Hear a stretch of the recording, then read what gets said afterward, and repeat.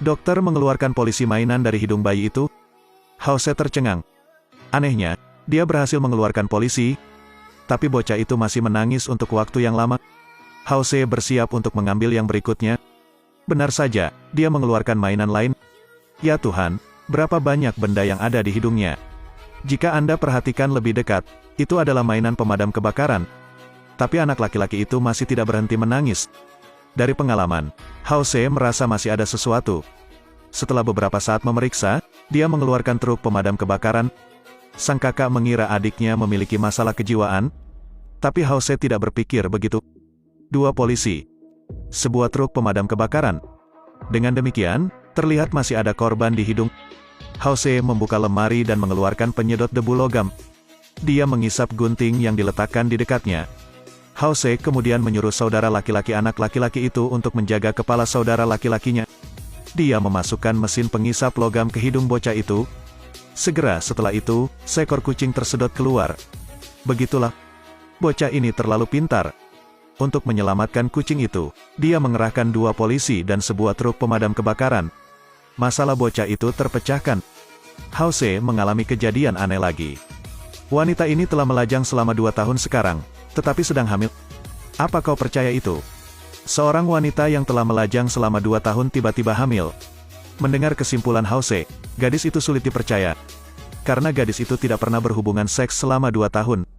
Apakah dokter bercanda? Melihat ketidakpercayaan gadis itu, House pergi. Keesokan harinya, wanita itu pergi ke rumah sakit lagi. Kali ini ada memar di leher gadis itu. House melihat dari dekat dan menanyai gadis itu lagi. Tetapi gadis itu mengira House sedang berbicara omong kosong. Karena sebenarnya sudah 2 tahun gadis itu tidak pernah berhubungan badan. House juga tidak mau menjelaskan banyak. Dia mengambil rambut gadis itu untuk diuji. House akan menggunakan eksperimen untuk memverifikasi. Dia menduga gadis itu melakukannya saat mabuk. Pada hari ketiga, wanita itu datang lebih awal untuk menunggu hasilnya. House memberitahu gadis itu bahwa tidak ada yang perlu dipermalukan jika gadis itu benar-benar berhubungan seks. Tapi anehnya, gadis itu tetap menyangkalnya. Apalagi kali ini, kondisi baru muncul di tubuh gadis itu. Ini campak di pantat. House melihat lebih dekat dan berkata ini bukan campak. Hal ini disebabkan oleh gesekan dengan karpet. Ketika wanita itu mendengar ini, dia sangat marah. Mungkin gadis itu tidak tahu dia sedang berhubungan seks. Mendengar kalimat ini, House tiba-tiba teringat sesuatu. House bertanya kepada gadis itu, apakah kamu merasa lelah di pagi hari? Wanita itu berkata ya, tubuhnya sangat lelah. House bertanya lagi apakah dia kesal. Gadis itu berkata ya. Mantan suami gadis itu tinggal di lantai bawah. Setiap hari dia memanggil gadis itu untuk kembali. Mendengar ini, House punya jawabannya. Selanjutnya, dia menyuruh House untuk berbaring di kapsul selama 1 malam.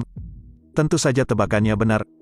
Layar menunjukkan bahwa sekitar pukul 2 pagi, otaknya bergerak. Ini menunjukkan bahwa gadis itu berjalan dalam tidur. Ketika wanita itu mendengarnya, dia sangat bingung. Mungkinkah dia tidur sambil berjalan dan pergi ke rumah mantan suaminya? Meski aneh, eksperimen membuktikannya. Kemudian House meresepkan obat untuk gadis itu.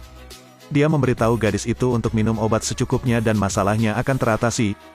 Hari itu, rumah sakit memiliki pasien yang aneh. Seekor babi pergi ke rumah sakit. Apakah dia ingin diperiksa? Tidak, itu datang untuk menyelamatkan orang. Bagaimana hal ini?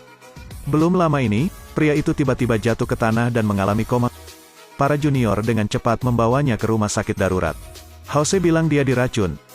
Apalagi dia bisa mati kapan saja. Dokter menemukan bahwa hatinya terinfeksi virus. Dia hanya memiliki 2 jam untuk hidup paling lama. Junior itu dengan marah menamparkan dokter itu. Anda adalah orang yang sakit.